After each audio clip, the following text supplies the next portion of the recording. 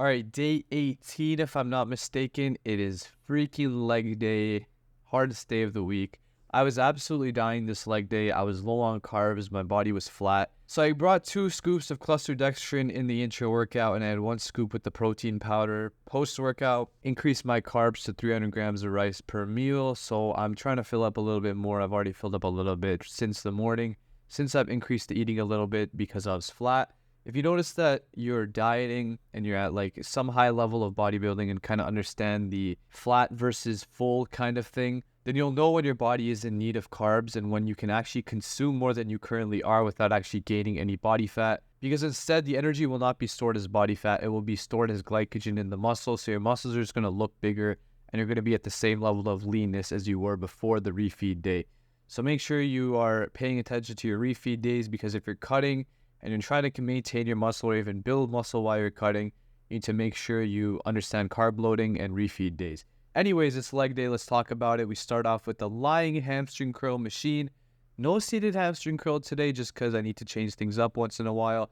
5 sets here on the lying hamstring curl. You'll see that my range of motion is not as much as it once was. I'm putting more weight on the stack right now and trying to move it around. I feel like that's always worked well for my legs, being one of my better body parts. And with the lying hamstring curl, I'm going pretty heavy for a few sets, doing drop sets and all that kind of thing. So going hard as always, going to failure. Every single set is pretty much still failure, except for obviously like deadlifts, squats, which are very hard to truly assess true failure on those exercises. But any machine or isolation or cable exercise, I'm going to like cannot go anymore, and then I'm dropping the weight and doing that again. So 5 sets on the lying hamstring curl, the most basic hamstring exercise. And the next exercise, you probably have not seen me do in any of these videos, but it's an absolute staple. It's an excellent exercise for developing thick hamstrings. It is the RDL, the Romanian deadlift.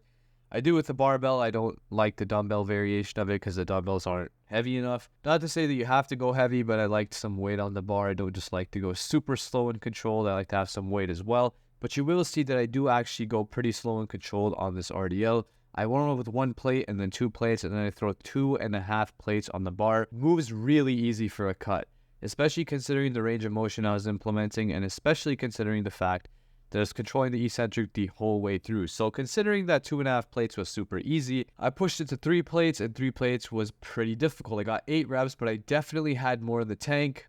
I should have gone more. I was just seeing stars.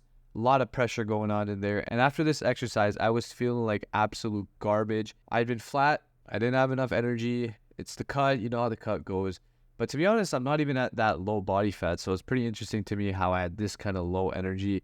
I guess I'm just training really freaking hard and my body can't keep up, which to me is just a good thing because it just means I'm that hardcore. I'm not an expert, but I feel like it has to do with the fact that I was pretty flat in the morning, and even the intra-workout carbs probably were not enough to fuel this gruesome leg day. So 3 plates, let's see how that moves. It goes pretty easy. As I mentioned, 8 reps, throw it down to 2.5 once again, finish that off, and then we move on, not to a squat, to Bulgarian split squats. So Bulgarian split squats and RDLs on the same day. You might be asking, are you trying to kill yourself? And the answer is almost yes. I'm trying to kill my legs.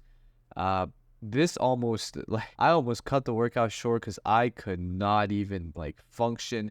You know, like you always have thoughts going on in your head. My head was just pure like white noise and like nothing. It was just emptiness. And the music was just blasting and I was not absorbing any of it. It was just emptiness. I was like in a dream. This was crazy. I did 2 plates. After I took like a 5-minute break, I was just like in a mess. I don't know what was going on.